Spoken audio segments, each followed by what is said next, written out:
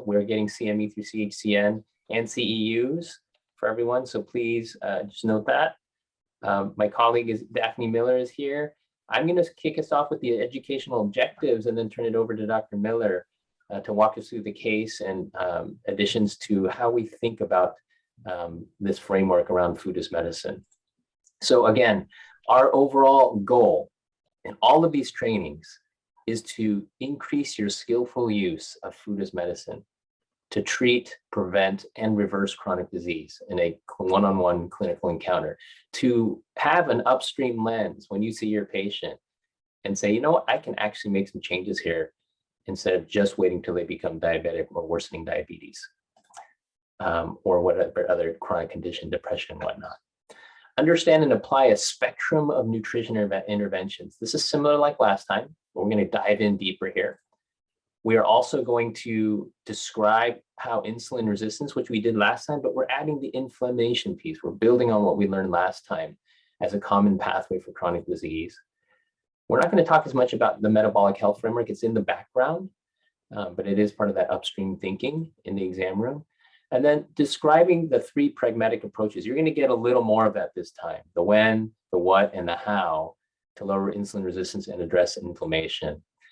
We are not going to talk as much about satiety and hunger, but that will come in the future in a more detailed way in the next session.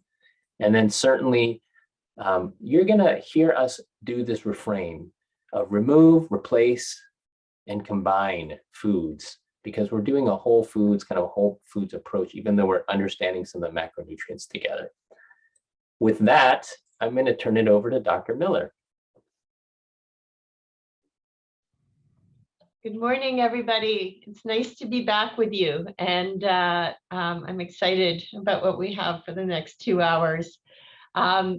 Dr. Chen is in the driver's seat when it comes to these slides, so if I look a little bit confused, it's just because I am.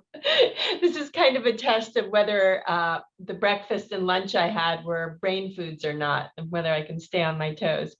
So I hope that you all remember Mrs. C, who's the patient that we all saw together last time. She's 48 years old, and she came in to see you because she wanted help with her chronic knee pain and her upper belly discomfort. She said she was bloated a lot after she ate, and she was also a little mystified by her weight gain. She said, you know, I move around a fair amount, and yet I've gained weight since I moved here from Mexico about 8 years ago. And then remember, she asked you to recommend a diet for her. And you guys were all super smart and said, well, I can't really recommend a diet for Mrs. C until I find out what she's eating now and what she likes to eat. You all contributed the very important idea that we're really not here to completely change our patients' palates, but actually to work with what their cultures are and their preferences and what they already have established in terms of their relationship with food, but to begin to maybe do some substitutions, some tweaking, some changes in how they're eating so that we can get them on a more healthful path. Next slide. Am I doing this or you, Stephen, in terms of the reminder? Sure, I can do a quick reminder. Okay. This is a tag team between Dr. Miller and I. We are centering a lot of our work on insulin resistance, and we're going to be introducing inflammation. But just as a reminder, a common pathway to metabolic syndrome and all these other chronic conditions is, which are related to these 5 indicators, but there are more, is insulin resistance. And so when your insulin resistance goes up, you get more waist circumference as a better marker than BMI, glucose abnormalities, blood pressure abnormalities, and then 2 lipid abnormalities in particular, the increase in triglycerides and the decrease in HDL. I do want to ask, I just want to do a check. I am assuming I am recording. Did you all get the message that I'm recording? Yeah. It did go through. Okay, fantastic. Thank you. Great. Back to you. Yeah, and I'll say this one last piece here. Sorry, I forgot. So this is what we had talked about, just as a refresher. This is that mechanism slide for those who like mechanisms. And the idea was there's a bunch of factors, processed carbs, artificial sweeteners, fructose, that impacting on this drive around insulin and this vicious storm between insulin and insulin resistance, either directly through the fatty liver through fructose or just through regular foods on a regular constant basis, and then all these chronic conditions. And then just as a reminder, fructose itself doesn't cause the insulin spike, but it does lead to insulin resistance. Turn it back over to Dr. Miller. Great. So next slide. Oh, so this is something I actually have added in. You guys can take your phones if you're interested and grab these references, so these QR codes. This is a really good review on the connection between inflammation and chronic disease. So last time we talked about insulin resistance, but as we know, there's not just one pathway when we start to see this metabolic syndrome picture. And inflammation is probably as important, and it's completely entwined with insulin resistance in our cells, and sort of how it is creating a lot of the illness phenotype that we're used to, like the type 2 diabetes, the hypertension, even depression, even some kinds of cancer. The pathway to this is both a combination of insulin resistance and inflammation. And I thought this would be a helpful article for you to start to think through that. So next slide. And Dr. Chen put this in. It's a wonderful slide just showing all the different ways that inflammation can manifest in terms of illness, everything from neurologic diseases such as Alzheimer's and Parkinson's, to asthma, to osteoarthritis, to cardiovascular disease, to different metabolic diseases, and so on. And already, if you remember, with Mrs. C, what were some of the things that she was complaining of? And I think the last one that they have here is autoimmune disorders, such as IBD and so on. But it also can just manifest as sort of more metabolic things when it comes to digestion as well. So sort of more just dyspepsia and so on. So which of these was Mrs. C complaining of?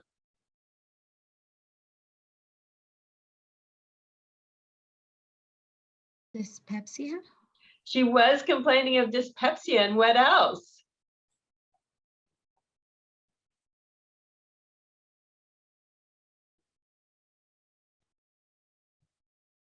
Do you remember her knees?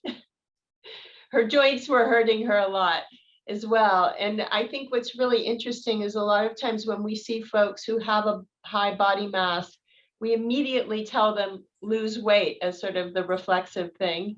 And yet a lot of times it's not actually the sort of it's not really the non-central adiposity that's causing this. It's more of an inflammatory process. And so the focus is really sort of on this more holistic approach of how can we get them to eat in a more healthful way and address more of the central obesity rather than the phenotypic obesity that Dr. Chen was talking about last time. And sometimes that can look very, very different for a patient.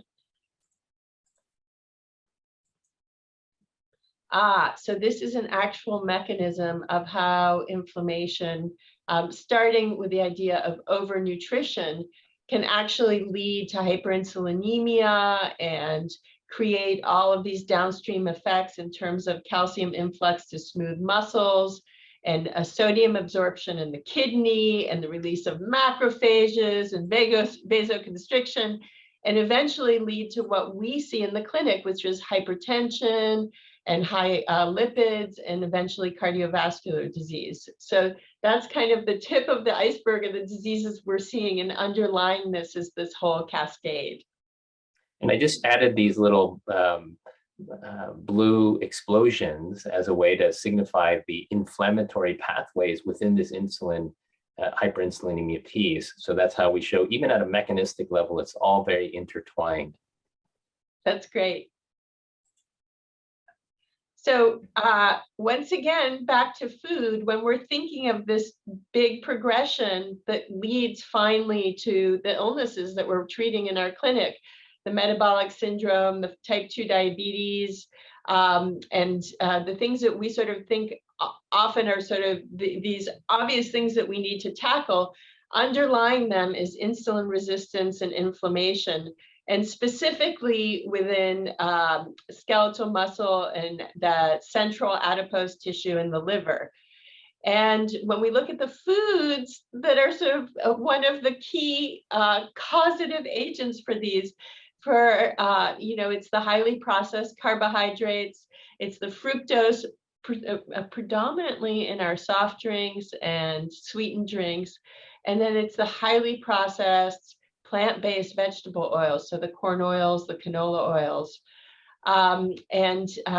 These are the most likely culprits. Next.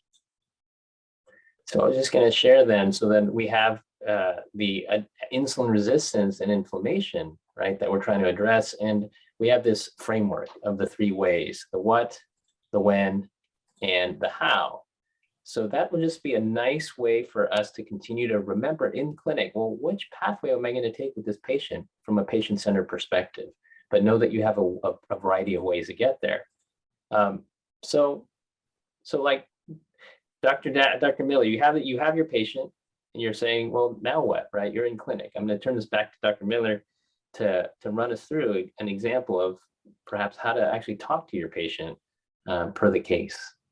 Okay, well, can we turn the slides off for one quick second and take a look at each other? Because let's talk about this.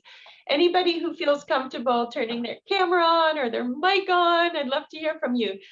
I'm just curious to hear if any of you started to play around with these ideas in the past couple of weeks since our last session and started to explore with your patients the whole foods that they were eating, or maybe this is something you've actually been doing for a long time in your practice. And I'm curious, how do you find out what your patient's eating? What is your process for doing that?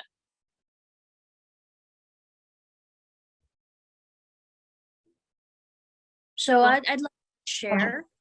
Oh, is somebody wants to? Please.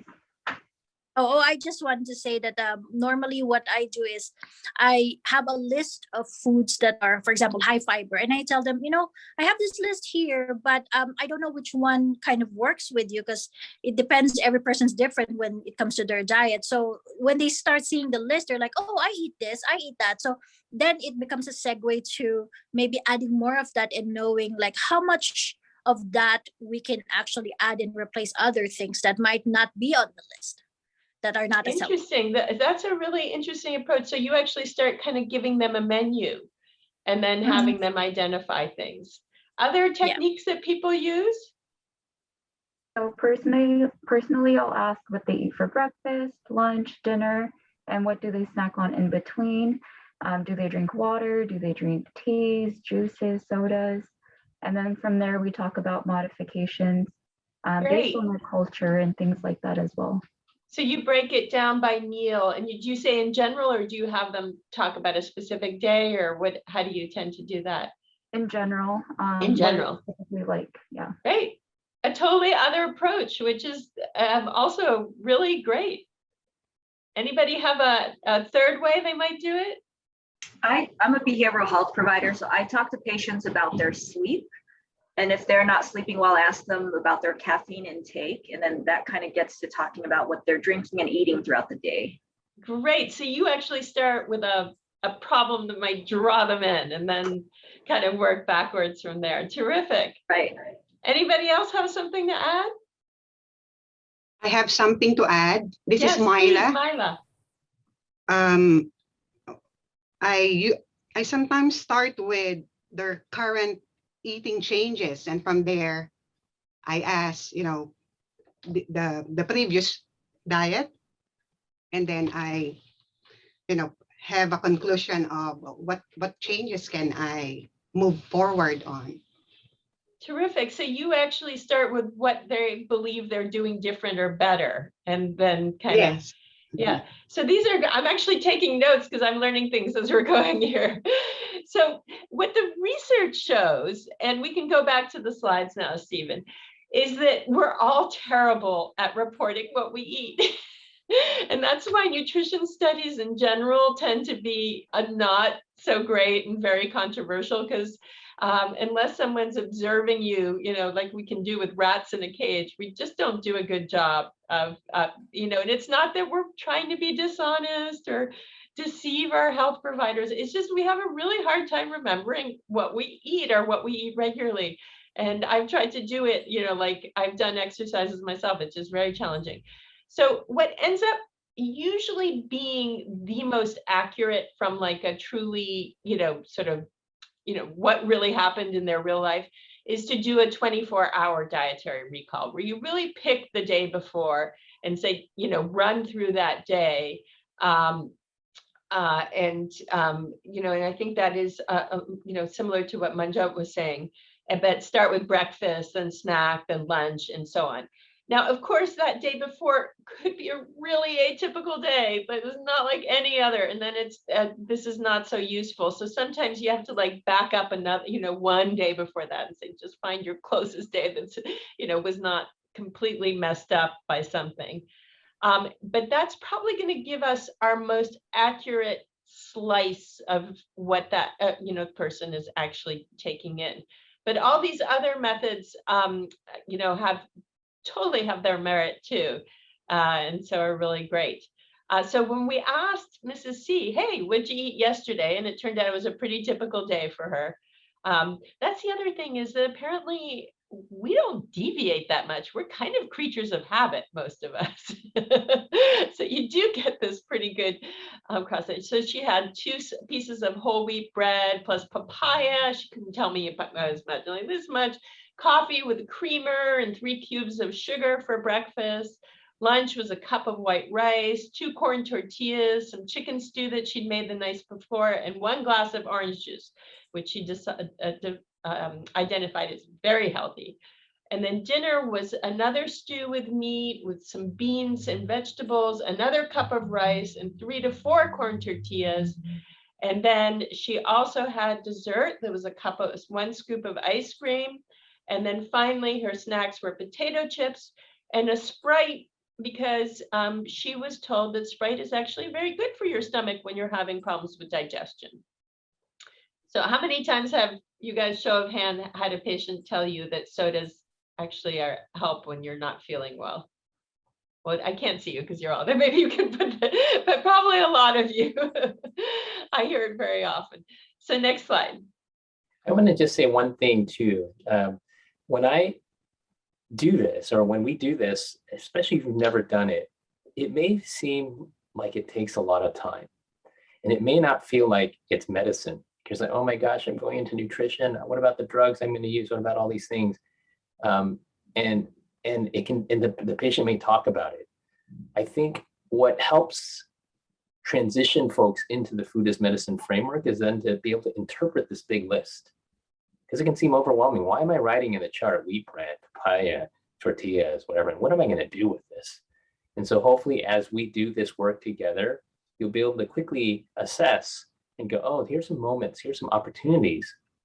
We've talked to you about the steps, right? We have this larger framework of what, when, how. We're going into these steps. We've done 2 steps last week or last session. That first step was around what? Do y'all remember? Was 1 consideration. If you had 15 minutes, you didn't know where to go, you didn't have much time, you wanted to try one thing on. Do you remember what that first step was? So it's okay if you don't. The second step, there's a second one. And part of it is, it doesn't have to be 1 or 2, it's just what works for the patient. So we're going to review those steps now. And so just notice what she took in here when you do this, because it seemed like a bunch of different foods, and then how to interpret where's your intervention based on your step. So we didn't share this last time because we were really dialing in on just the framework of this approach. But last time, there's really 7 steps that we're suggesting. These are not progressions and saying it's a hierarchy per se, if you have to start with 1 and then 2 and then 3. This is just knowing within the what to eat, kind of there's 3 different approaches you can take if your patient wants to try that on. If they want to start with when to eat, we can talk about that. If they want to start with how to eat, you can fit it in. Maybe it's not when, what, how, and there's a bonus piece.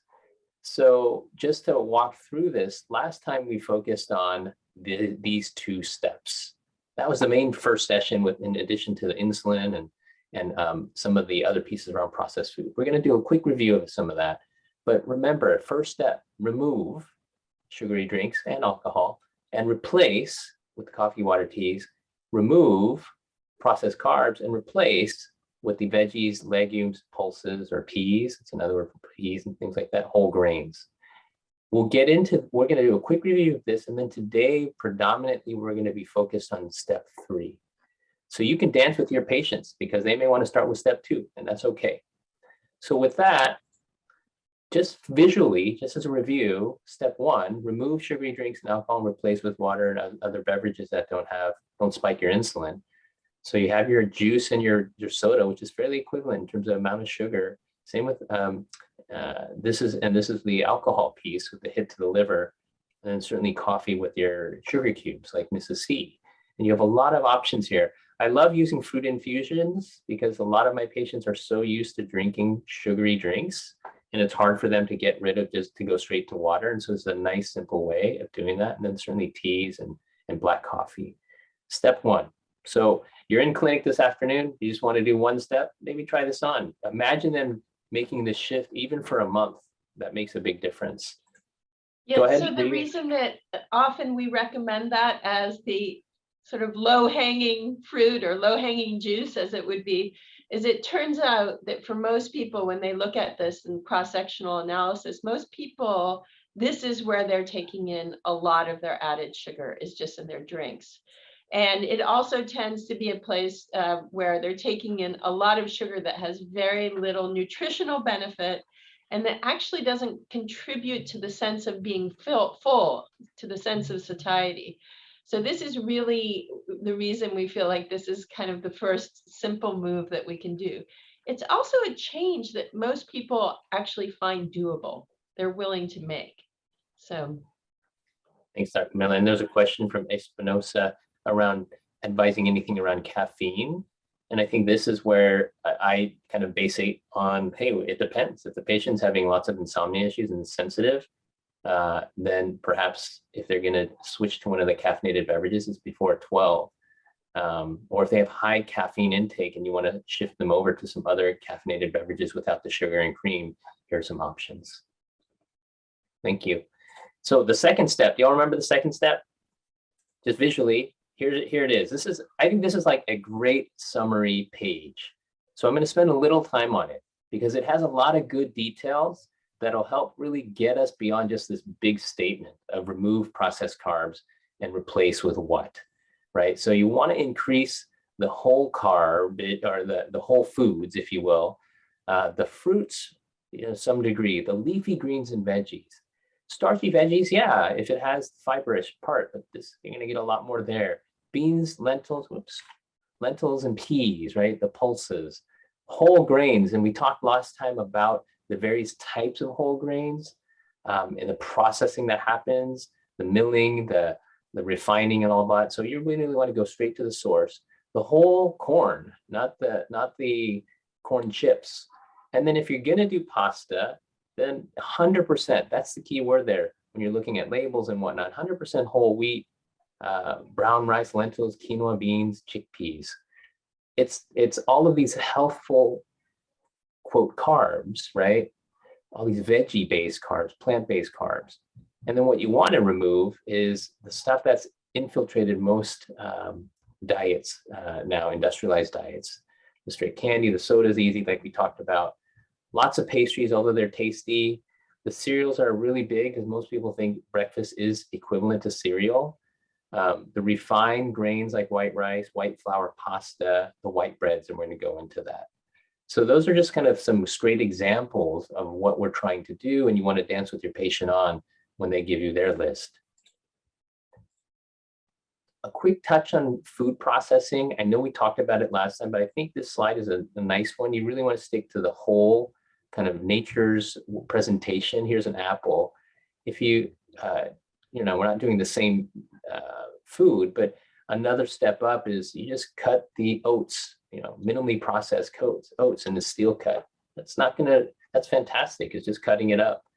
You get a little more moderately processed, but now we're using flour, but this type of flour is a sprouted grain flour. Some people will wonder about tortilla chips. Well, it has less than 5 ingredients. My chips are fine. You know, not much salt, not much soil, but the fundamental piece around the tortilla chips is it's processed corn flour. You're finding all that corn, milling it, putting it into this powder that is quickly absorbed in your body to elevate your sugar. And then certainly the Cheetos, doesn't look at all like any food. All of these processed type, or this level of processing, ultra processing, highly processed, they always have to subtract out stuff and put in the salt and the sugar.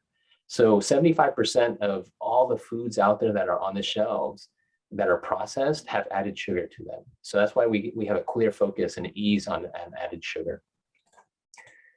So a few tips. This is kind of stuff that you can use with your patients.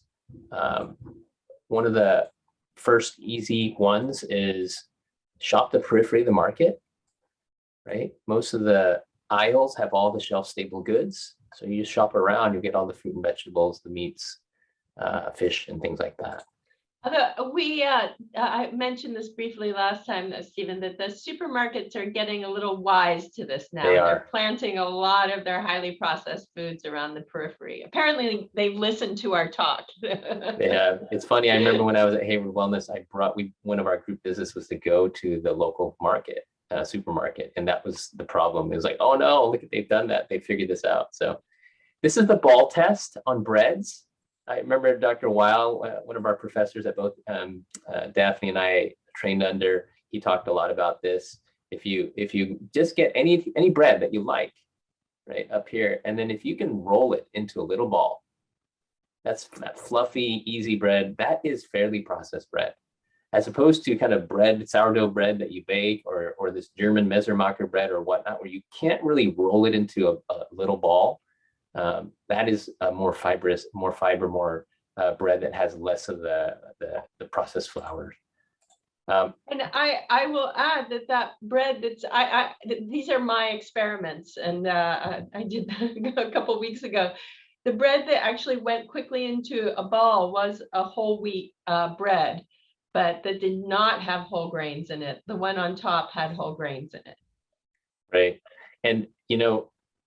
And there's so much to say about processing, because you can have 100% whole grain, but it can be highly processed. So whole grain is one important piece, but then you have to look at the degree of processing.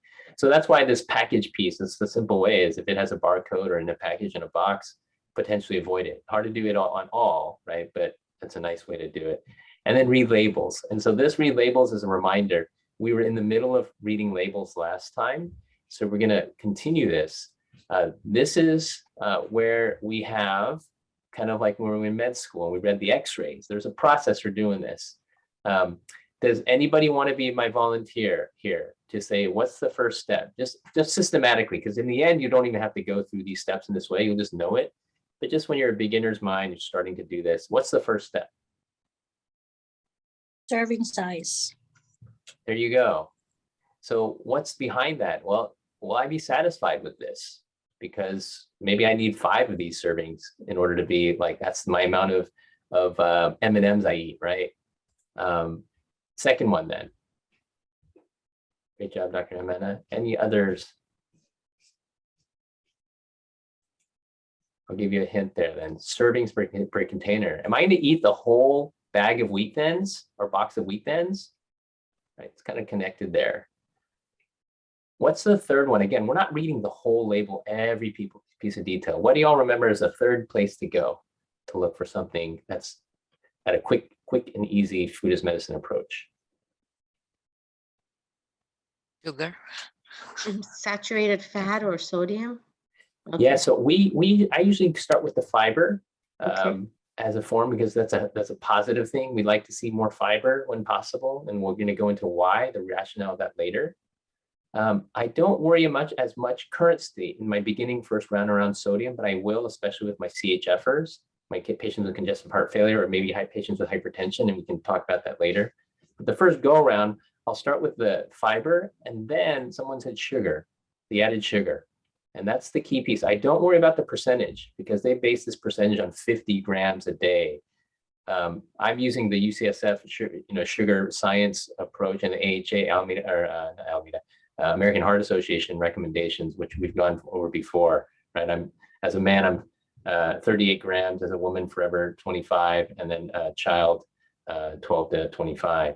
So really just look at the total grams here. It's 12 grams. So if I drank one of these, or whatever this one packet was, and I did 3 of these, I'm at 36, right? I'm close to my full day's amount of added sugar. Now, this is level 1, you all, because some foods have 0 added sugar. It's pure honey, and that's just straight sugar. That's a different nuance. That's when we're thinking more about just the total sugars. But when I'm just starting with patients just to get an awareness around sugar, I just say, hey, let's just look at your added sugar, because that's a great way of looking at processed foods. And then certainly looking at the ingredient list. So 1, 2, 3, 4, 5, you guys are going to be experts at this. I'm going to turn this back to Dr. Miller. She's going to run through the case and give you some examples of how to of the breads and the tortillas. So remember when we took that food recall survey for Mrs. C, she said that she was having 2 pieces of toast for breakfast, and then she had some tortillas for lunch, and then she had more tortillas for dinner.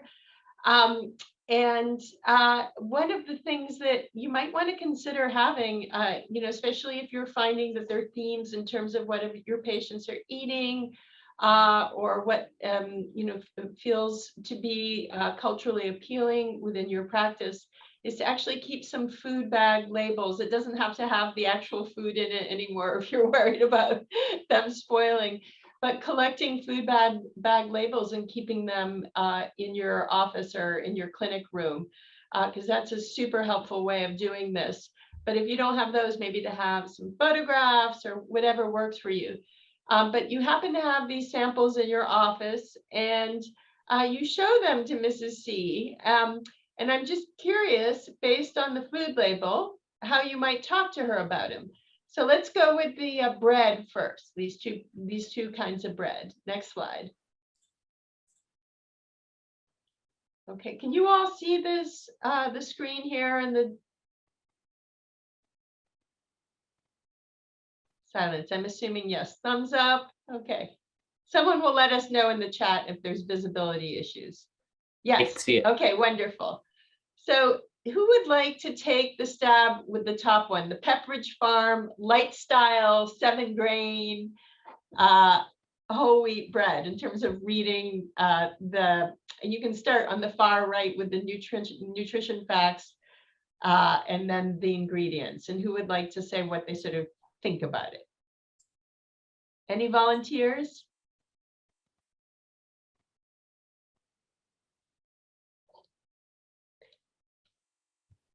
We're all learners. We're So all learners, and this is not a test. This is supposed to be fun and interactive. Oh, someone made a vote for the second bread. Just jumped to the conclusion there. Okay. All right. Well, I will take this on. If you look at the first one, what is the serving size? Somebody, 3 slices, right? Okay. What is your first instinct in terms of that being a serving size? Is that what you, yeah. So someone said first bread, too many added ingredients, for sure. Yeah. And the serving size seems a little off. It's a little bit of a red flag to start with. Like, why do they need so many slices to get me just, enough fiber that I need? That something's not quite right here, And you usually don't have a triple-decker sandwich, nor should you have a triple-decker sandwich.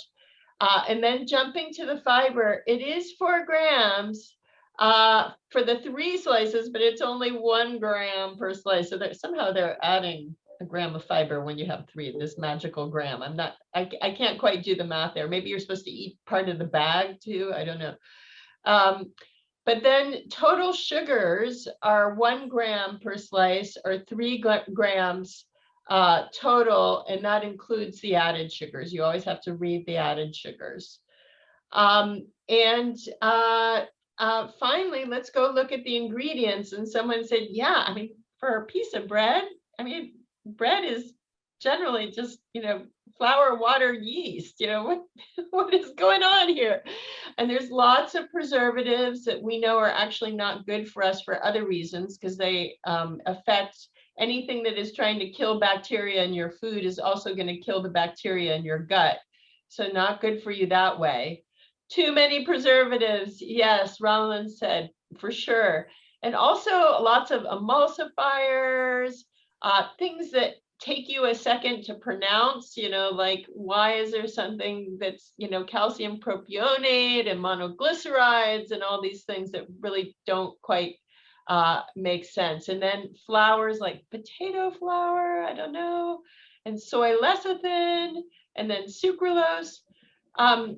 So then let's move on to the Ezekiel bread. Can I say What one is the thing? serving size for the Ezekiel bread? Is 1 slice, okay? And that 1 slice has 3 grams of fiber as opposed to the 1 gram of fiber, right? And it has 0 added sugar to it.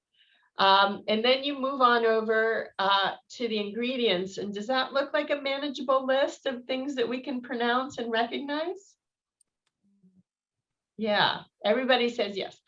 But let's stop for a second, because there's one thing on this list, that on our list of criteria, that we didn't talk about and is really important. Does anybody have an idea of what that is?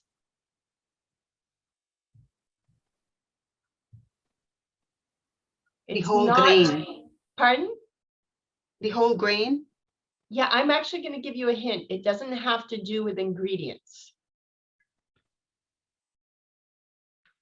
It's the cost. Yes. Because for our patients, and at least my patients, yeah, Ronald wrote expensive, right? Well, here you go. This is what's so interesting about cost. So the Pepperidge Farm one is $3 cheaper, okay? But you look at it per serving, and remember we need 3 slices to make a serving. It's actually 48 cents per serving. Now the Ezekiel is $6.99 for the loaf, but it's 34 cents for a serving to get those nutrients. So when you start to talk, and you know, we're not so focused on calories here, but for fewer calories, you're getting a lot more nutrition and much more satisfaction. So this is part of the way that we need to start to talk to our patients too, that what might on the surface seem like something is cheaper, it's going to be less satisfying. And at the end of the day, per slice or per serving is going to be more expensive, and certainly more expensive when it comes to our overall health. Is this a new perspective or a sort of a helpful way to start to think about some of these things? And I encourage people to make open slice sandwiches rather than having 2 pieces of bread, to just have 1 piece of bread. So the Ezekiel really works for all those, like tuna fish, open slice, you know, pizzettas or whatever. So next Miller, there's a slide. question from Ronald, just indicating that, hey, you can't find the Ezekiel, so where else can people buy it? And Manjot has responded with, you know, you can get it at Costco. It is true, though, some of these foods are not always available in our mercadero, you know, the different stores in the community, right? Yeah, Ezekiel is it's in Safeway, it's in Foodland, it's in the Food Max, it's in I've seen it a lot. It's a hobby of mine to go around to grocery stores and look for specific things. So but that would be great to hear where it's not available, so we can lobby for it, right? I also just want to call out this first ingredient, enriched wheat flour. That always sounds great, right? It's enriched, but this is essentially processed, because they enrich the wheat flour by first taking out all, it's not a whole grain, right? So they take out all the benefits, the fat and the protein, the vitamins, and then they have to enrich it with all this other stuff. So it's actually lower quality, even though it says enriched. Okay. These are the tortillas, because remember, Mrs. C loves her tortillas. And certainly one of the things that you discussed last time is maybe we can get her to cut down on the number of tortillas. I think sometimes at least I tend to treat tortillas like napkins. And, you know, I'll just use it to clean things up and, you know, have a bunch of them. But we have to remind folks that limiting the number to maybe, you know, for women, 1 to 2 per meal, and for men, 2 to 3, you know, or depending on sort of the size. Oh, there was a great chat thing in the chat that just came up, and it says, I would Amelia. recommend at least 3 grams of fiber. Sorry, that was something else. Yeah. We put these in here. Not that the Guerrero is perfect. It has things that I can't pronounce too, and it has guar gum in it, and it has amylase, and it also has preservatives, which are a little problematic.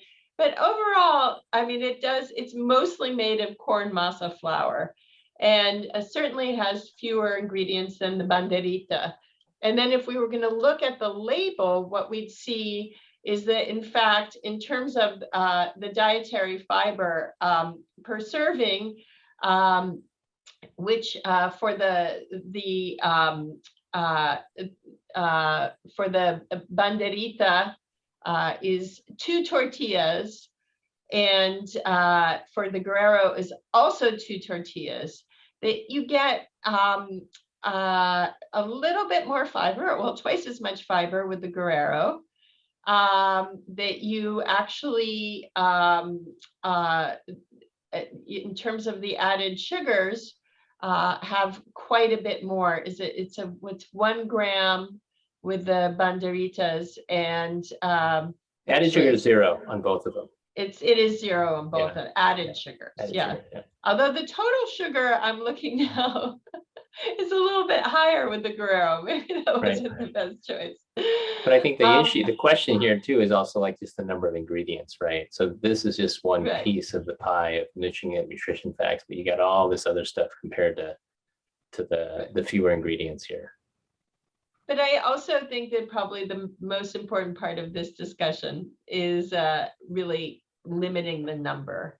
Because you remember Mrs. C was having a couple with lunch and then 3 more with dinner, and seeing if she can just be a little bit more mindful in terms of the number she's going through. And then in terms of cost, show us what we're dealing with, Stephen, here. So $2.99 and $3.49, but obviously per tortilla, you're getting a lot more tortillas for the Guerrero. And then someone else just shared something in the chat. You guys are really telling us wonderful stuff here.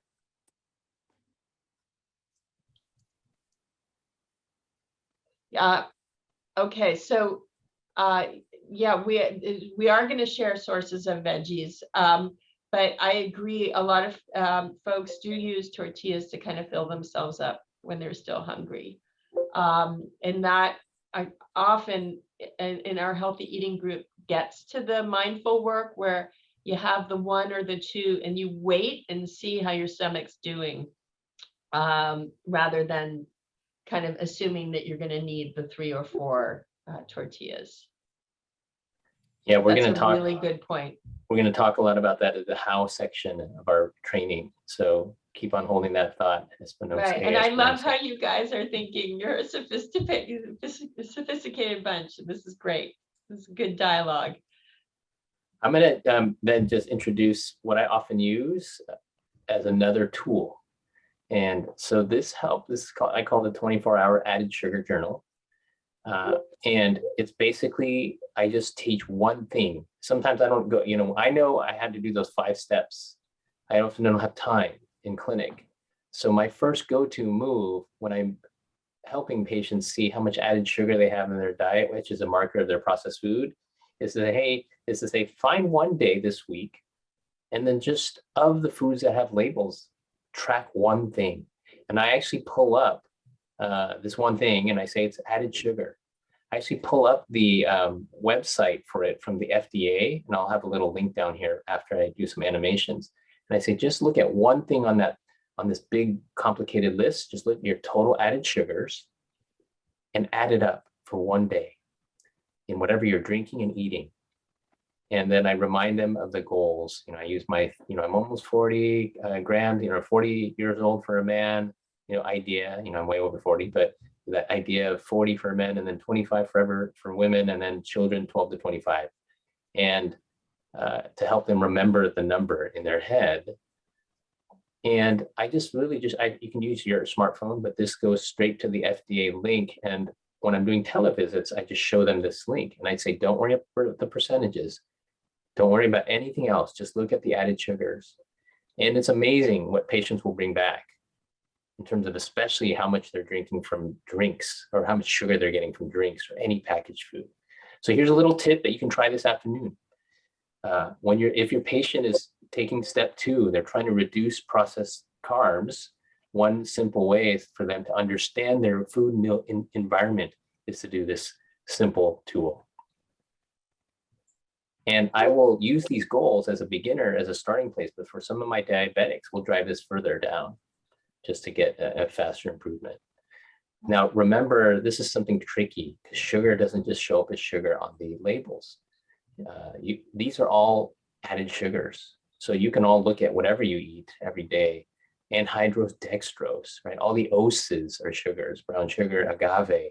Everyone used to love agave, but then because they said it didn't cause a glycemic load, but it does have the impact of going straight as a fructose-based sugar to the liver. Powdered sugar, corn syrup, high fructose corn syrup, honey, right? Maple syrup, all these things, raw sugar, fruit juice concentrate. There's over 61 names for added sugar. So it's not just looking up and saying, does it say total sugar or added sugars? You have to, you kind of look at the added sugar and then you can look at the ingredients. So big picture, guys. Number 2, remove and replace. Removing all the processed carbs that we all love at times. And we're going to replace with all the various spectrum of plant-based veggies. And this speaks to A. Espinosa's earlier comment around being full. These sugary foods drive hunger. We'll talk about that, the mechanism behind that in the future training. And the fiber can help to do a little more satiation. It's not just about the fiber though. It's about the vitamins, the antioxidants, the trace minerals, etc. And the fabulous taste. The taste, exactly. And that's where we're going to go now, right? We're going to talk about taste. And just in terms of quantity, you can have as many vegetables as you would like. And why? A lot of it's because the carbohydrates in vegetables are wrapped in fiber. And that's what makes it protective as opposed to processed carbs, which are just the pure carbs without any protection. So just an important graph or slide just to show fiber lowers insulin spikes. The fiber is in the green. It flattens it out more than a standard 88 diet. So fiber is protective from a mechanism perspective, right? We're not just thinking, I know that people don't want to just break down in terms of mechanism, but the why behind some of these things around the veggies is this, it's the fiber. And so why, and how does the fiber work? Do y'all know how it works? Here's a hint with your digestive system. How does fiber lower the insulin spike and then feed the gut? And where is it actually happening? So you all may recall when we eat foods, if I eat that Twinkie or that candy bar, I eat it here, it goes straight to my duodenum. The duodenum is where all of that sugar starts getting processed and going into my bloodstream. And then it gets further assimilated into here. Fiber is beautiful, both soluble and insoluble in this way. And this is a mechanism. We can look at electron microscopy to see this. This fiber forms a fishnet almost structure where the insoluble types of fiber in fruit or in veggies, it forms the net. And then the soluble ones fill the net so that it's wrapped. All that sugar is wrapped as it's being digested here in the duodenum. So it slows this kind of protective fiber fishnet, slows the digestion and absorption of the nutrients and the carbs into the bloodstream.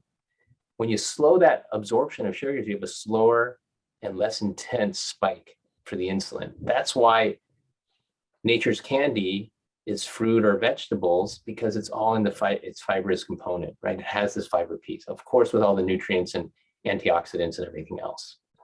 Now, that's one piece of it. It's the fiber lowering the insulin spike, but the other piece about fiber is fiber's all of these all these structures that we don't absorb. Our body doesn't absorb, our human body doesn't absorb it. Well, then why is it beneficial? because it feeds the gut. And in our guts, we have more cells of other bacteria than our own cells of our human body. 100 trillion bacteria in our gut. And this is when we start moving into gut health. This feeding of the gut protects the gut lining so the gut is not so leaky. And that's where you can get some autoimmune issues. It has an anti-inflammatory effect for the fiber in feeding the gut. And then fiber also increases satiety, so you don't feel as hungry. So this is just some of the mechanism stuff around veggies. So questions about this so far? And this may be just for the nerd type people like me who like mechanisms, right? Many of you may, I don't care, just tell me what it is and what to do, and that's where I'm at. But I'm trying to, we have different learners here, so biasing this part. This is just a spectrum of low to high fiber plant-based foods. I do this in the trainings because many times we just tell people, oh, just eat fiber. Well, what's that mean, doc? Or nurse practitioner, or just eat a bunch of veggies. And that's great. I think that's a general statement, is fantastic.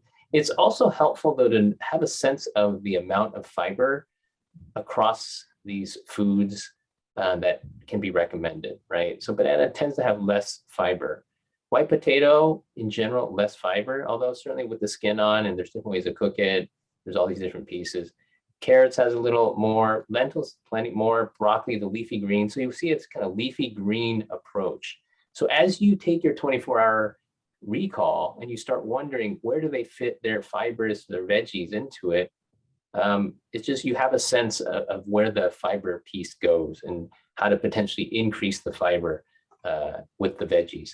Doesn't mean you have to just start with the stuff on the right, and that there's certain like veggie plants, berries that have great fibrous intake as well as nutrients and antioxidants and whatnot. So just kind of know your plants so you can match it when you understand what they like to do. If you're looking at numbers, it just similar numbers to our sugar, it's just the opposite. You want more of the fiber, 25 to 36 grams per day. So back to Dr. Daphne. So with Mrs. C, one of the ways that I like to work with patients around veggies, and just picking up on what Stephen just said, fiber is only one of the reasons that we like vegetables. They have so many different nutrients that are super helpful. They also just add the diversity of what they add to our diet is huge, and the pleasure of eating them. So I really, when I come and when I work with my patients, I really work from sort of a sensory standpoint of what's delicious, what do you really enjoy, and how can we even make things more delicious. So one of the places I like to start, because often folks will tell me, oh, I actually don't like vegetables. I can't even tell you how many times I've heard that from kids and adults. Well, I don't like vegetables. I'm sorry, doctor. I say to them, okay, that's fine. But there's got to be like one vegetable you like. Can you tell me just one vegetable? And they'll start with one, and I'll give them a pen and a little bit of paper. And it's actually really interesting how then they'll be like, oh yeah, I remember another one I like. Or, oh, are mushrooms vegetables? Does that count? Sure. Oh, I like mushrooms. How about spices? Are spices vegetables? Yeah. Oh, I like the spice thyme a lot. Oh, okay. And then they start, kind of riffing off of that. So it's really interesting how that can start to work for people. The other thing you can do is talk to them about what we call in nutrition proximal choices. So if they're saying like, oh, I like squash, then you can say, oh, well, pumpkin is kind of like a squash. Do you like pumpkin too? Oh yeah, I like green squashes and I like pumpkin. Those kinds of things. Or, oh, I like spinach. Oh, do you maybe like kale too? Because kale's a little bit like spinach. Oh yeah, maybe I like kale too. Yeah. So there are interesting ways to start to have conversations about vegetables where you get people very excited and start getting them to generate their own list, and then get them curious so that they'll try things. And then someone just wrote, and how to incorporate them with other foods. Absolutely. And we're going to start to talk about that. So next slide. Daphne, Ronald's asking a question. I'd be curious how you take this. What if a patient asks about fiber supplements like Benefiber to add on top of their diet? Is that okay? Yeah, so, especially if it's someone who's dealing with high cholesterol or, has a fair amount of constipation or something like that, it certainly could be worth it to sort of use medicinal fiber as long as they're drinking enough water. If you take fiber supplements and don't drink the water to match, you end up with a cement ball in your stomach. But I really find that most folks do supplements for a very brief time. And what we're really working on here with our patients is sustainable ways of eating so that they can be healthy. And so really stressing that you can get this double bang of nutrients, pleasure, satiety, and at the same time, the fiber you need. I think that is probably the best approach. But absolutely, having them add a supplemental fiber, especially for someone, who you're also trying to, treat their high cholesterol, that can be useful. So back to the spectrum. Okay, so we spent time just deepening section 1 and 2. We're going to go deep now into 3, and this is how we're going to end today's session, spending likely on 3 if we have time, and how fast we could go on to 4. But this is the key point with step 3. You're in the exam room. Stephen, should we give folks? I'm noticing it's 12:04. Are you about to do that? Yeah, I was going to just kind of and then kind of turn it over. Just for a break, because I imagine you guys are needing some time too. But I just want to close this piece and then come back to step 3. You're in the exam room and they've done 1 and 2, or they didn't want to do any of these, and they're like, I just like to combine stuff. And so this is all about combining foods to really make, and this is to Daphne's point, to make the veggies tasty. We start with veggies, right? We're leading with cut out the junk and then start adding your veggies. But veggies are not always so tasty, right? That's why the food processors and stuff, they add all these other things. Well, we can make it tasty by using whole foods. And we have an A, B, and C approach. Remove processed meats and replace with unprocessed meats and seafood. B, remove processed fats and replace with whole food forms of fat. C, add spices and lessen salt. Now, these are concepts. How you execute and implement them in clinic is what we're going to get into. So I'm going to leave you with that as an appetizer. Let's keep on rocking and rolling. So we're going to dial into this, combining foods. The key point is combine and to make veggies tasty. And we're going to use the foods that we know and make some changes there. Thanks, Simolina. So here we go. Step 3. Combine healthy proteins and fats and spices to make veggies tasty. So we've got a bunch of spices and veggies here. You got a bunch of fat, healthy whole forms of fat, walnuts, avocados, eggs, cheese, a bunch of different things. So we're going to dive into that. Let's go with 3A. When we do for 3A, let's have Daphne, you want to introduce Ms. C again in terms of the case? Let's kick us off after break. Sure. So we're continuing our work with Mrs. C, and she actually says to me, she says, I've been told that meat and different animal products are not good for me. Is that true? Should I stop eating them? I'm curious to hear, can we turn the slides off for just one quick sec? I'd love to hear what you say to your patients when they ask you questions like this. Great. If you're comfortable, turn on your screen and we can all see each other. Right. Or you can just turn your mic on or whatever you want to do. So for meats, usually I have patients that say, I don't think I can give up meat. They actually say that, from the get-go. So I start by talking about portion sizes and how we prepare them, because sometimes that's just getting that an agreement on that is a big thing already. So I do the hand, the palm size kind of. So your meats will be your the size of your palm without your fingers, and like the thickness of a pack of cards. That's, I say, just aim for that for now, and try not to fry. So there's a lot of things that I could tell them that's just small steps. And if I could get them to start doing that, sometimes they themselves also start thinking about, okay, maybe I could lessen this and add other protein products instead of just mainly meat. That's great. That's great. Yeah. And anybody else have something to add there? Everything in moderation, portion control, choosing different types of meat, different types of micronutrients. Yeah, you guys are, as I said, you're a knowledgeable bunch. And I love the hand thing. I often will use that too. Like, this is, sort of the amount of meat if you're going to have it. I like it as a card size. And then I say, and this is the amount of vegetables you can have, like the two hands together. But that's great. So going back to the slides, Stephen.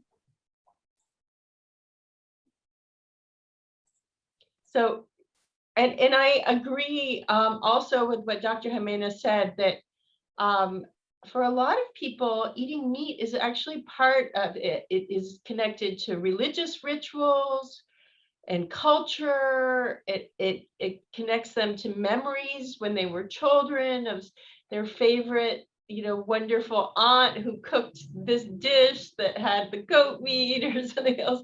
So telling people to eliminate meat from their diet is, for most folks, not the way to go. There are some people who are open to that idea, but yes, decreasing the amount, and that's not just for our physical health, but also for environmental health as well. Meat tends to be the type of food that requires the most inputs and creates the most greenhouse gases and pollutants and so on. So for both of those reasons, it makes good sense. So this was my attempt at a pyramid this morning in terms of looking at the different kinds of meat and how you might talk about it with patients. Because as Dr. Jimena said, some are better than others. So why don't you take it from here, Stephen? Sure. Just, I think we feel pretty confident in saying with the top to really remove as much of this as possible, right? So this is the processed ham, right? That's not looking like a piece of pork. It's just all sliced up in this way. It's the dried jerky, right? Certainly barbecue has cultural significance and stuff, and there's memory. So, but just to recognize that the charred part of the barbecue, right, is where there's a lot of the kind of heterocyclic amines, all these kind of cancer-causing, cancer-promoting type elements in them. When we go into the orange zone, it's just saying, hey, maybe consider reduction, right? But not necessarily, maybe moving from this down to, just like we were saying earlier, this is as a spice on the side or as a garnish on the side. And if you are wanting to go the grass-fed and you have the funding and the dollars to pay for grass-fed, fine. If you need the conventional, there's some possibilities there. Butter in moderation, perhaps, right? It's not necessarily as bad as we used to say. And then these are saying, you know what, it's okay. You want to get your sardines, you want whole fat dairy products. We're going to talk about dairy a little later. Chicken, potentially, depending on how it's raised. Eggs, there's a lot of back and forth on eggs. I think in general, the evidence saying certainly one a day is fine. Maybe some question marks for folks who are diabetics. What's the mechanism behind that? But in general, these the yellow zone's like, yeah, reintroduce it. Don't be so scared necessarily of meats. If you are going to do your meat reduction, this is where you want to go. You want to focus on the processed meats as much as possible. Liberalize some of these, add this as a garnish on the side or as a spice. Does that make sense to folks? Go ahead, Dr. Miller. Yeah, just to add another thought. We had our cooking group Monday, and we were making, a kale and taking a little tiny bit of bacon and cooking that up in the pan and chopping that, breaking that up and then cooking the kale in it. And all of a sudden we got all these kids who were not interested in kale at all to dive in and eat a big cup of kale. So that's, for me, sort of illustrates how you can use this stuff. The same with butter. Butter can make any vegetable taste delicious. So I use little bits of it, to add flavor to that. Great, thanks. And so this is kind of a pro and con list that I tried to summarize on one slide in terms of just meat and health associations, kind of across the various pieces of literature. So some of the pros of meat, right? And then it's that triangle or the pyramid that I shared earlier. It definitely increases satiety. I mean, of all the macronutrients, protein in general is the one that's going to keep you full. You can easily obtain your 9 essential amino acids that you need, right? So it's an easy way of doing it. It's helpful for muscle mass retention, especially for your elderly patients who may be getting sarcopenic, losing a lot of their muscle mass. Certainly some benefits to stronger bones. Some of the cons were things that I alluded to in the pyramid. The increased cancer risk, especially colon cancer, there's an association there. Why? And I tried to list the mechanisms here. Again, I'm a mechanism type person. With processed meats, right? The nitrites in the processed meats go into your gut. Remember that gut picture I showed, and become nitrosamines, and then that leads to a cascade of issues. Red meat in general, there's carcinogens from the high heat cooking. Heart disease is linked potentially from a mechanism-wide perspective to these pro-inflammatory markers. TMAO, you may hear more and more of, and certainly we're going to talk about omega-6s. Type 2 diabetes, plus or minus, right? There's this kind of looking at branched chain amino acids, and is there a particular type of protein in the meats that has a relationship? Plus or minus with the weight gain. It depends, right? There's some plus minuses around that. So if we continue, and there's just different journal articles there. If we continue from another mechanism perspective, we've talked a lot about insulin in the past, and talking about certainly with carbohydrates, protein has a mild to moderate response for insulin. So depending on how often and the volume of what you're eating, that may contribute. And then Daphne was saying earlier, Dr. Miller was saying earlier, just in terms of the associations to environmental and planetary health, this matches our pyramid in a sense, right? If you will, in that meats and dairy, they tend to create a lot of greenhouse gas contributions. And if we go more towards seafood and more towards eggs and more towards veggies and grains, that there's just a lot less. And so there's just as you do your microplanets in your own body, there's an impact on the rest of the world as well. And then in terms of just plant-based diets that people sometimes say, well, Doc, I can't, or you can't get enough protein, right, from plants. And I think the big point here is in the US, we get plenty of protein. If you're elderly, you might have to pay a little more attention. I don't really calculate grams, but I put it in as reference. I don't worry about, do we hit our limits because we have plenty? If you're going to get that deck of cards of salmon, you got 32 grams right there. And then chicken breast, right? But again, don't get lost in the numbers here. The point here for me is just to show that plant protein, you can get a lot of protein from your plants. You just have to eat a little more of it, right? So lentils are a wonderful source. You're blending and mixing in the lentils, adding nuts to it. I've done that. It's a little funky to bring nuts and lentils, but it's a great taste with your straight up broccolis. So it's totally possible to get enough proteins from plants alone. Here's just a kind of a graphic to show, well, beans versus beef. What else are you going to get besides pricing here? Besides some of the pieces around fiber, right? What I wanted to highlight here was with black beans, 100 grams of black beans that are dried, you get plenty of protein, 23 grams, and then plenty of fiber. With 100 grams, similar gram, weight of ground beef, you're going to get good protein too, but zero fiber. And we talked about the benefits of fiber. So just a quick visual on that. I'm not as worried about all of this other stuff around cholesterol. We can talk more about that later. So for the elderly, just a little caveat for those who see a lot of elderly folks. If you want the formula, it's here. About 0.8 grams per kilogram per day for adults. And then for elderly, it's 1.2 to 2.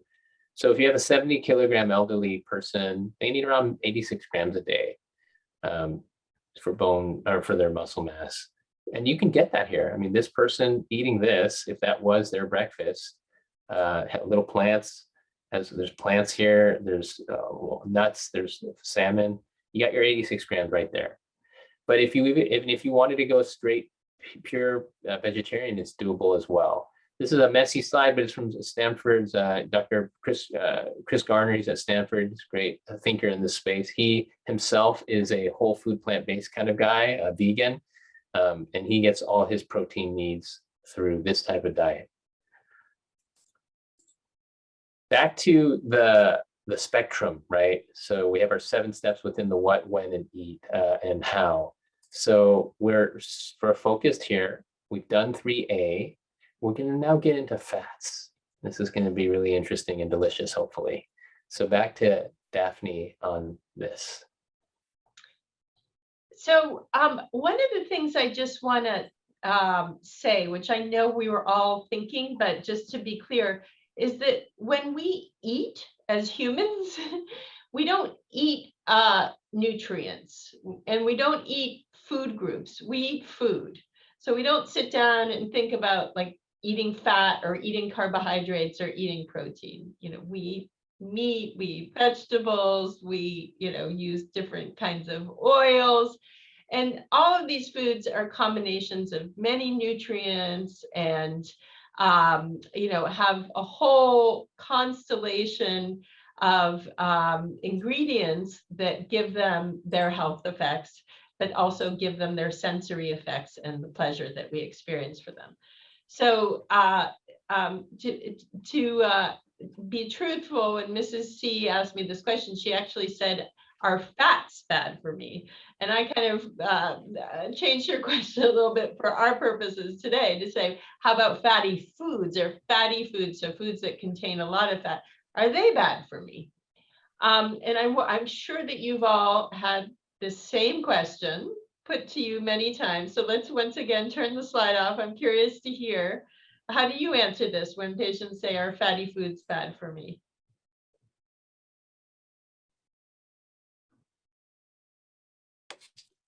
Is there anybody new we can hear from? It would be so good.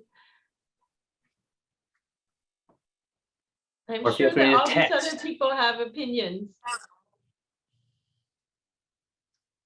You don't have to know the answer. It's just the questions that your patients ask you about this. Yeah.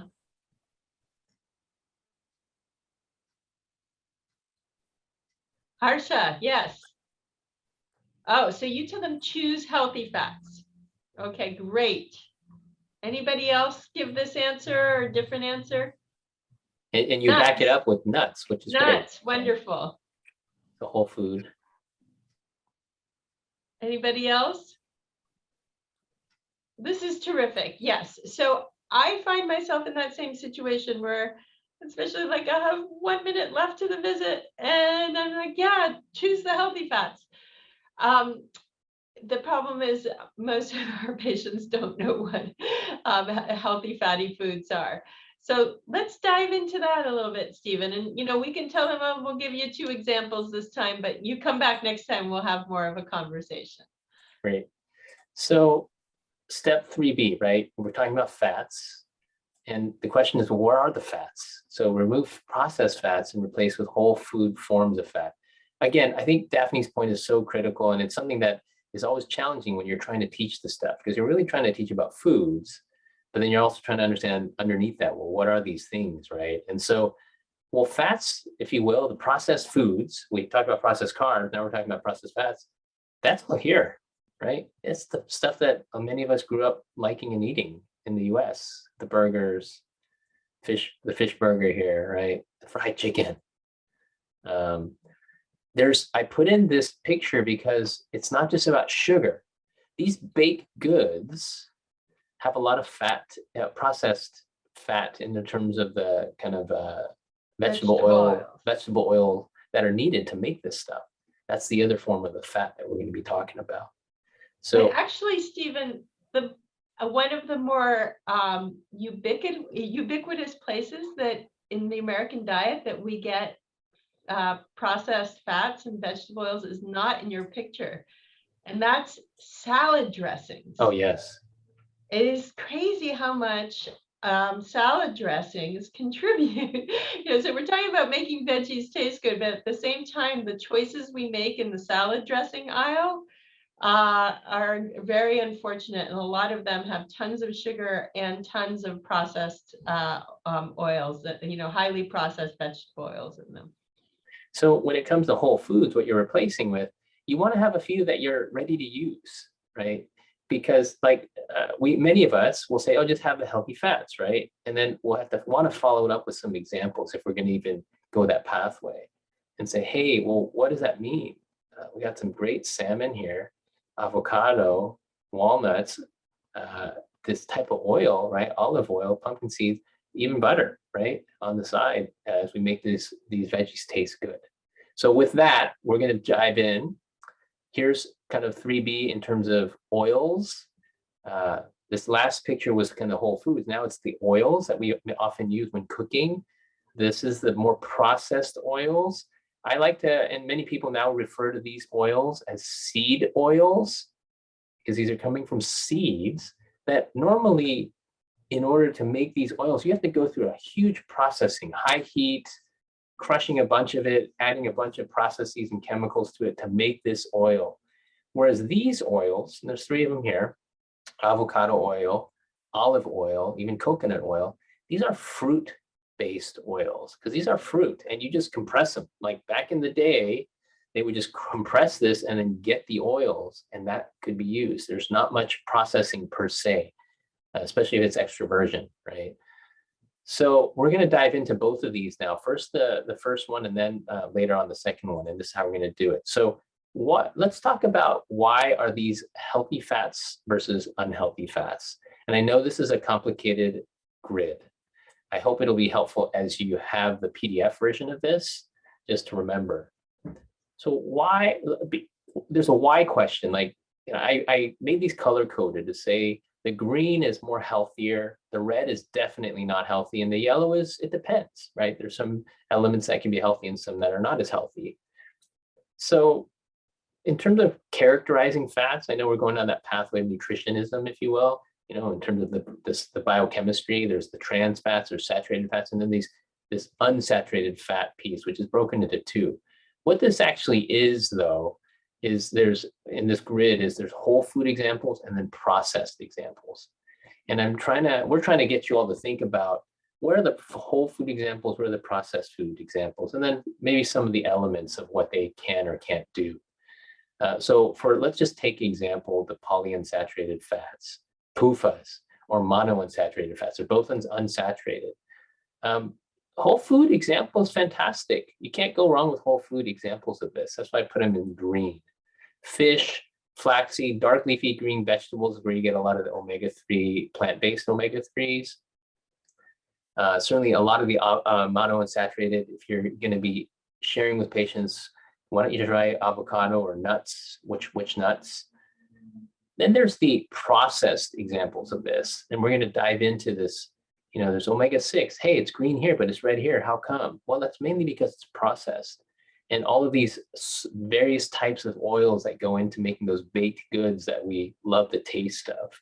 There's some downsides to that, and I'll show some data on that. And then olive oil and avocado oil with the MUFAs. So that's your unsaturated kind of fats, right? There's kind of some good, there's lots of good, and then there's lots of unhealthy parts depending on if it's processed or not. Then you have your saturated fats, and we're going to talk a lot about that. The whole food examples that we've been alluding to, right, are your whole food, your whole beef, your dairy, your butterfat, lard. There are some processed examples of that, and the data is kind of mixed on coconut oil. You can get people who rave about it, and there's people who say, I'm not sure, right? And then certainly the beautiful thing about trans fats is our government has taken a stance and has essentially outlawed it.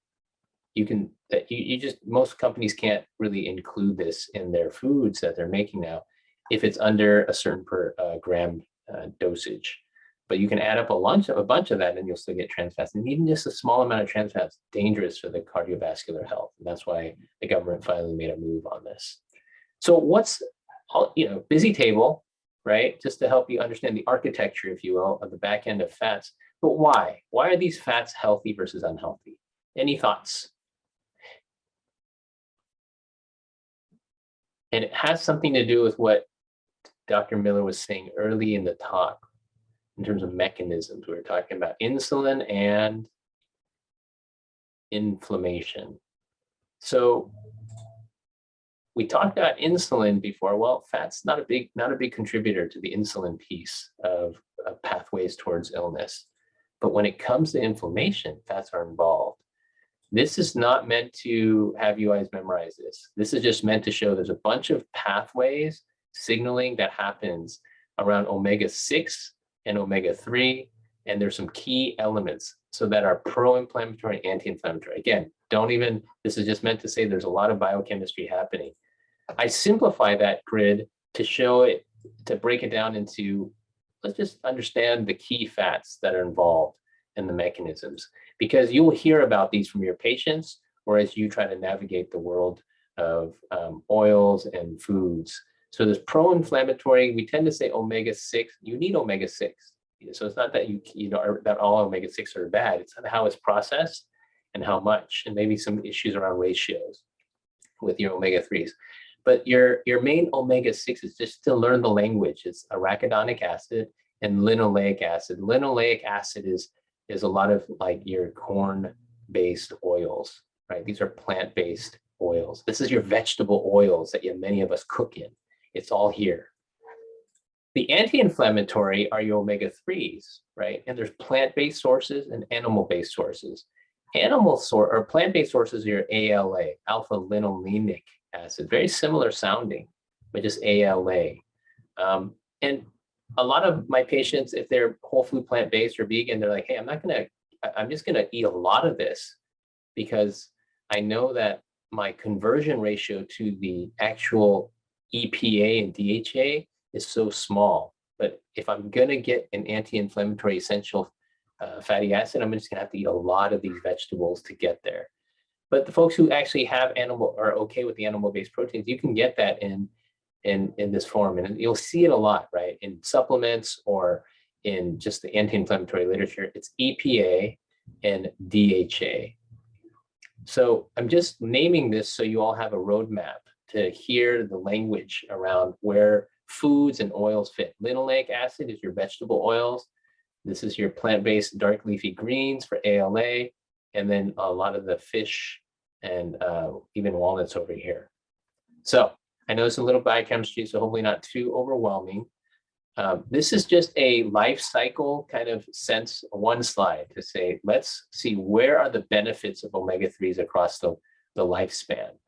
And so for patients, when I was, when you're a family doctor, an OB, or you're just an OB person starting up here, there's benefits of the smash fish. And we're going to talk about what is smash fish in terms of less preterm birth, retinal and brain development, maybe, right?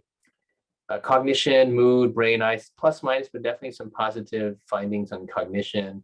For peds, because I have pediatricians in the teams, they will talk about sometimes there's some interesting work on post-concussive concussion, maybe for ADHD, right? So this is just to show that there's information about omega-3s in various conditions for various practitioners.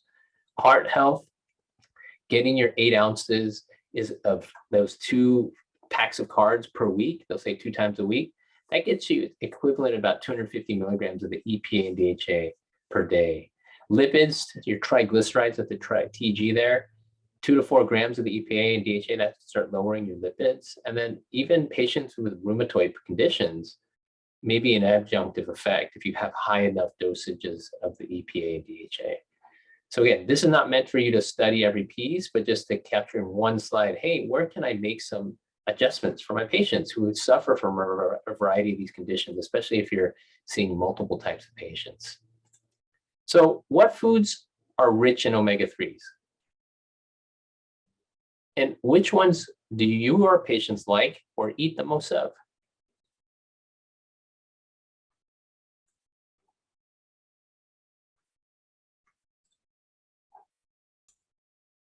Can I get some reactions?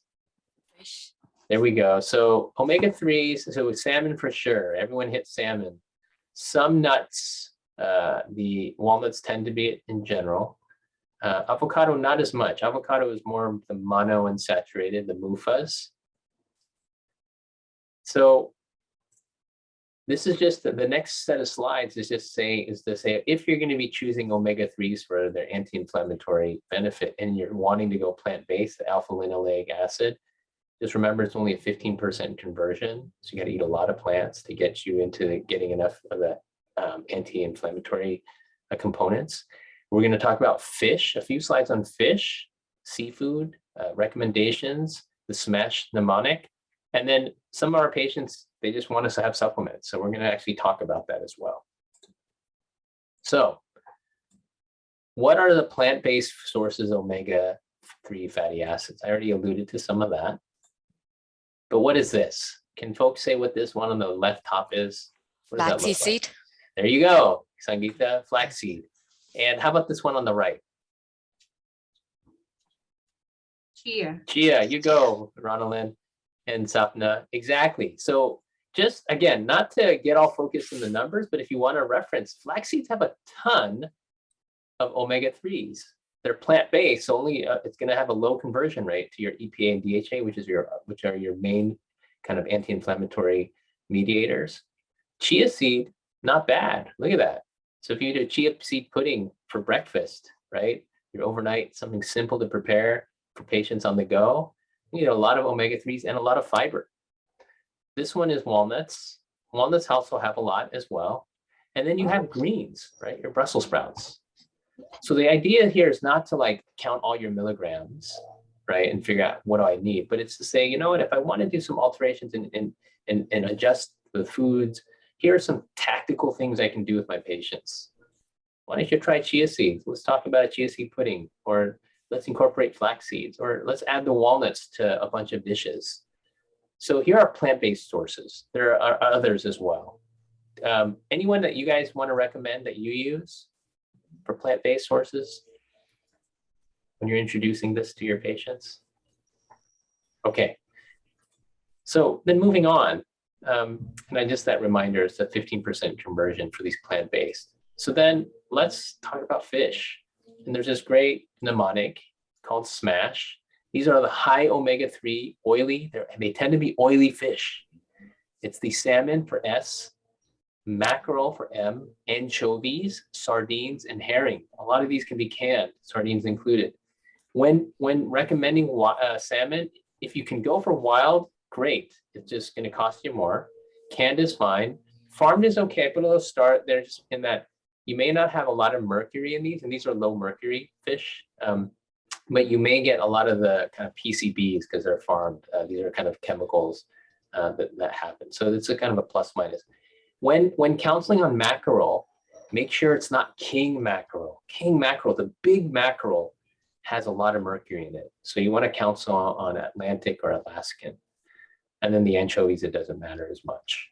And so then in terms of sizing, what Dr. Jimeno is using in the fist and hand, this is the kind of how much, this is a nice way that I found that's useful in the clinic. You can use your deck of cards for the palm, and that's your 4 ounces. You get 2 of those a week.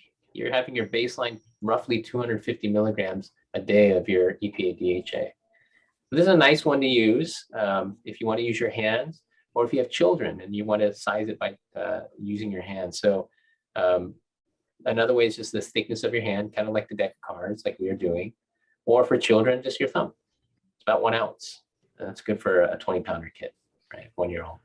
Chia seed they don't eat just like that, right? They soak it in the water most of the time. For chia seeds, yeah, chia seeds tend to be soaked, right? Or prepared in, like, if you're going to soak it overnight in like milk or dairy or soy. Daphne, were you going to say something? My favorite chia seed recipe is just a little bit of chia seed pudding, and you can put it in a coconut milk or soy milk or cow's milk, and the ratio is usually 1:3. So, a quarter cup chia seeds to 3/4 cup of whatever the liquid is that you're using. Totally delicious. It's delicious. Leave it in the fridge. I put it in the fridge overnight, and then I'll add blueberries, right? Frozen blueberries or any type of fruit in there, raspberries, whichever. So it's delicious. Great. So this is the fish option, right? There's some options here to get this anti-inflammatory effect. And then, was there a question? Okay, the meeting is 2 hours. And then there's this, I like this seafood selector. There's many out there, Monterey Bay Aquarium, a bunch. I like this one because the EDF seafood selector, because it not only has eco rating, but it has mercury ratings and it has omega-3. So it has all three. And it gives you a recommended servings by, they use by you kind of like gender, sex, but it's kind of mainly more by size. I do want to call attention to this, and this is, I'm curious what people think. So, many of us talk about tuna, and there's light tuna, which eco rating is pretty good, moderate mercury though. And you can see though that, some people still allow for it. And in children, we often say, it's okay, light tuna. I tend to be more conservative. So I have 7-year-old twins, and I don't actually offer a lot of light tuna or tuna in general because of the mercury. I'd be curious though to hear what you all do. If you all, how flexible are you all, or how conservative you are about light tuna. Any reactions? I think I have some patients who actually, tuna would be the first thing that they would be open to, just because accessibility. Right, it's accessible. Yeah, so that I've seen some of them say that, oh, yeah, I can add some fish, but does can count? Because I can do tuna, or they're doing the packaged ones in the Tetra Packs. Right. And you can tell them limited. Yeah. Yeah, I mean, this is one of those balance points. You're working with your patients and you want to introduce some fish. You can do that. You can also provide alternatives, canned foods, canned fishes from the smash list. The other piece that I want to draw a distinction to then is the white tuna, right? The albacore. This tends to have elevated mercury. And so this one, there's a distinction between, if you're going to do the tuna, then maybe pick the light, not the white. So kind of like white foods in general are not the greatest. So you can think about it the same with the tuna. So anyways, this is just one reference that I find helpful when looking at fish. I'm going to close this section out. I have to say that the only time that I ever really caution about it is, for women in pregnancy. And otherwise, I totally agree with Dr. Jimena that, the benefits probably far outweigh the risks, especially because a lot of my patients don't cook, they assemble. And tuna out of a pack, with one of those pieces of Ezekiel bread and some sliced up vegetables or tomatoes and radishes is going to be a meal for them. So, Absolutely. And I'd much rather have them do that than a lot of other things. So. Yeah, and Amelia, your point around just the amount of it, right? I think that's the really important piece. If you're having light tuna every single day, and that's what you're compiling, maybe, hold back on that because of the moderate amounts of mercury, right, over time. And then just and your children's developing brains and whatnot. So there's always a balance with all this. When we talk about fish oil supplements, I think just a few things to call out. The key thing you want to do, and they're now getting better about kind of describing the milligrams, is this is all based on your EPA and DHA. These are the active components. You don't want to just look at the overall fish oil amount. So for example, the Kirkland overall fish oil amount is 1,000, right? If your patient says, I have 1,000 milligrams, we'll say, you got to actually know, well, what's the actual constituents? It's only here 300, 250 plus 50. So that one soft gel is giving them 300 milligrams, not 1,000. So just a nuance. The Trader Joe's one, a little cheaper, $9.99, and you get 600. You get double in terms of the total EPA and DHA with one soft gel, so a better value. And then for those patients that are like saying they don't want any, they're more vegan or whole food plant, you can get it from algae oil. Costs a little more because it's only 50 soft gel, a lot more versus 400 here. Right? So I guess there's a number. So this is actually still the more expensive per actual oil. But you can get it from here, these sources too. So you're going to get your total omega-3s of 330 here, right? So here's just some options. I'm gonna move on because we have 15 minutes, and we'll have some more interaction here. So that first part, 3A or 3B, was really on the whole food fats, if you will. Now we're getting into cooking oils and other forms of fat, if you will. And I already shared this screen before. I want to draw an important caution around the PUFA omega-6 cooking oils, because this is what we've been pushing historically. Just use vegetable oils when cooking, right? And yet an interesting article, this is a randomized single-blinded controlled trial. It's old data, but they did a reassessment of it. And they saw that that patients who were on PUFAs that kind of swapped out their saturated fat and their lard, their schmaltz, their cooking fats to these vegetable-based oils, there was a 62% increase in terms of the hazard ratio, in terms of all-cause death, right? And these are patients who are on the PUFA omega-6 safflower oil versus saturated fat that they would do historically, like grandparents, you just get some lard and you would cook that. There's about 458 patients. You can slap your little, you can do your little app and actually read the article. But there's other literature out there that's cautioning just the piece on PUFAs. And I think this is, I will say this is, you know, the mainstream idea will be go for vegetable oils and cut out saturated fats. What we're trying to present here is that there's a lot of evolving thinking on this and ideas. And so just to name this as a camp out there, that it's not just crazy making, there's actually some interesting data behind this. I want to share then in terms of just the practical application of when you're choosing your cooking oil, to make it you're choosing wisely, you're trying to pick the oil that has more of the MUFAs and less of the omega-6s. The omega-6 being, if you too much of that, that's that pro-inflammatory linoleic acid. So the olives tend to have more MUFAs. The avocado, higher heat point. Canola depends. You know, some people would question canola. Mainly, a lot of it is all GMO. So if you want to go canola, maybe get the non-GMO based. And then you go down, right? And this is where we get into some of the potentially more hazardous PUFA omega-6s. Let me check in with the team here, because I'm curious if this sounds crazy to you all. You know, everyone's been trained to kind of eat and use vegetable oils for cooking, and the mazolas or the corn oils and whatnot. So I'd love to hear from you all what you do and what you're experiencing.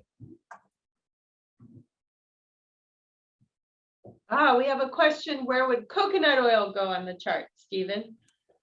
That's a great one. Coconut oil, I don't, it's more of a saturated fruit oil. So I actually don't have it on here with the MUFA and omega-6s. It's not part of that calculus. I would love to hear how you think about it though, Daphne. I kind of put it a little bit more in the butter category, in that it's a really flavorful oil that can make things just delicious. But I use it the same way I use butter, pretty sparingly, you know, like a teaspoon or two when cooking.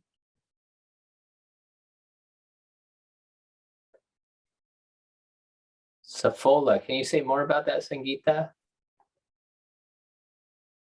I'm not familiar with Safola.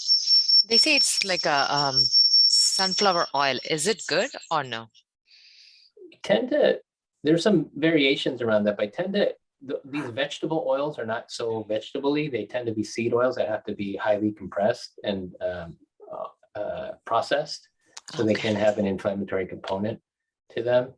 Dr. Ramchandani is saying one study showed it's good to switch using cooking oils every few months. Oh, that's an interesting one. I actually haven't seen that study. I'd love to see it. Dr. Miller, have you heard about that? No, but it makes sense, because we know that just, you know, variety in general. I'm assuming you're saying not because they get rancid, but just to actually have different ingredients in your cooking oil. Is that what you're saying, Dr. Ramchandani? Yeah, that is correct. Yeah. Getting different ingredients. And then switch I back like again. that idea, because you know, in general, we know that one of the best markers for, you know, someone who's has a good nutritional intake is sort of dietary diversity. And maybe it is because then we do take in this, you know, different nutrients to fit different bits of our health needs. But in general, I have to say, in terms of my quiver of oils when I'm cooking, I kind of toggle between olive oil, avocado oil, and butter, or lard. I use lard the same way I use butter. I save it like if I'm cooking a pork chop, especially, you know, with meat that you don't cook at too high a heat so that you don't get the hydrocarbons, which are not good for you. And I will save those 3 and use them depending on what I'm making. And the olive oil tends to be more for the salad dressings. And even within the olive oil, the more expensive ones I tend to use, you know, raw for the, you know, that nice peppery flavor in a salad dressing. And otherwise I'll just get, you know, a cold press extra virgin from Costco and use that for cooking. And then avocado oil tends to be more for higher heat. You know, in general, we don't want our patients to be frying too many of their foods. So for that reason, I'm okay with the fact that avocado oil is kind of expensive because it will keep them only frying a little tiny bit. I don't tend to use canola oil at all. If I'm doing Asian food, you know, sesame oil offers a very distinctive flavor. And as we talked about, the coconut oil as well. And that's kind of it.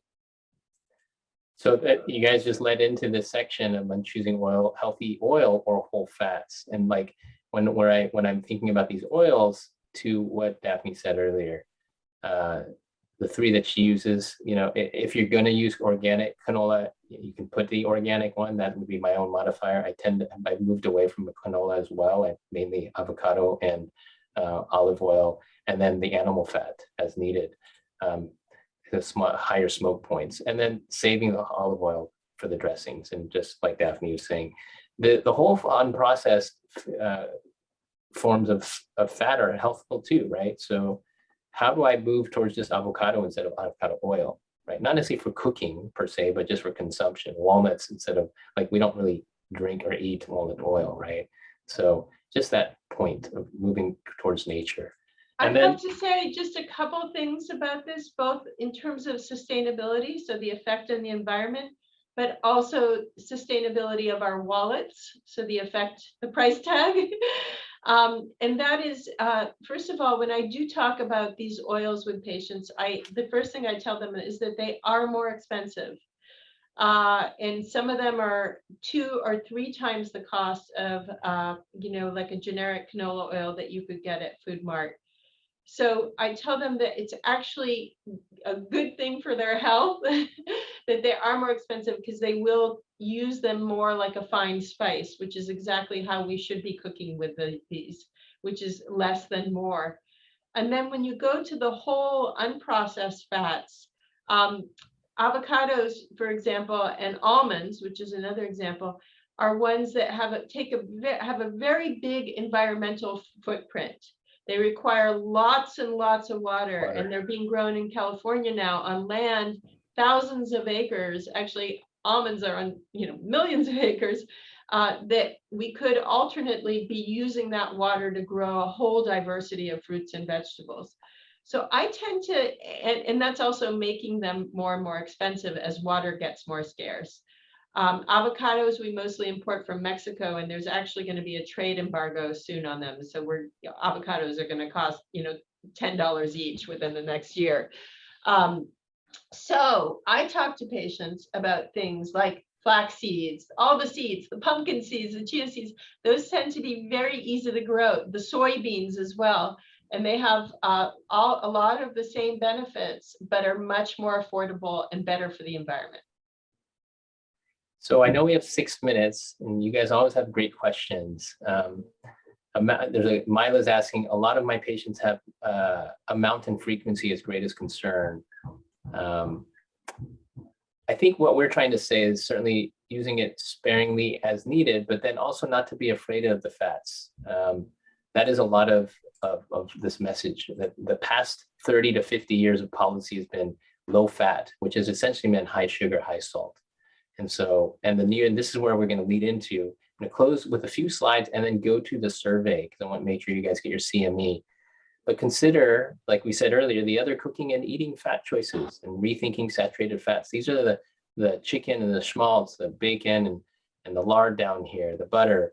these are things you can use to help make that veggie taste better. And as long as it's not the overall central part of your meal, it's okay.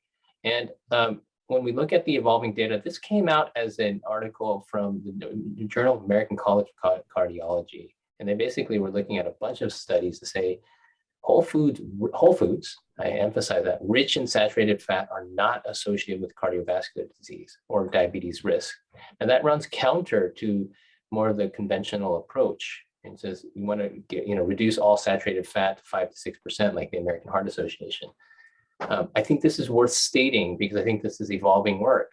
And the previous advice was restrict saturated fatty intake, like I said, 5 to 6%, less than 10%, right? That was a standard line. When they look at that and say, well, what about if it's a whole naturally occurring food versus all the additives that we add?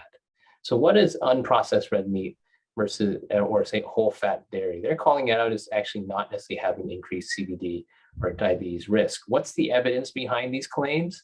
Let me just review quickly relative risk and the concept. Many of us learned this in med school, maybe have forgotten it. In general, you're looking at the risk of when you try something on versus not, and whatever the intervention or the food or whatnot. And if you have a 1, then it's a balanced risk. You want it close to 1, it's not a huge difference between having it or not having it. If it's less than 1, then that means you're lowering your risk. And if it's higher than 1, then you're increasing your risk by 50% in this case. So let's look quickly at the literature, and we're going to close with this because I want to make sure you get your CME. These are some large meta-analyses that say, well, what about, that say, hey, the all-cause mortality of just saturated fat, again, more just fat, and looking at that single component because there's so much kind of worry about that. And it's not really showing a huge difference for all-cause mortality. It's essentially 1. Cardiovascular disease, 1. Again, balanced. Diabetes, you potentially even less, right? Is that significant? Who knows? But it's not what the standard line is, which is what probably thinking it's all 1.5. And then even for stroke risk, potentially even lower, right? Again, this is going to be stuff, I want to name this because I think I want everyone to have just their eyes open and start looking at this field because it's still an evolving field and it's worth stating. I'm not gonna go into dairy because I have 2 minutes. I'm gonna go quickly into the, we're not gonna do salt and spices. So I'm gonna exit out to get you guys the survey. So give me 1 second and I'll pop it back in. And I am going to say goodbye until next time because I have to go to clinic. Thank you. I'm going to give you guys this screen. Thank you, Daphne. Appreciate your being here. Can you guys see the screen? Is screen sharing, is it showing? Okay, so please use this for your QR code for training number 2 to get your CME.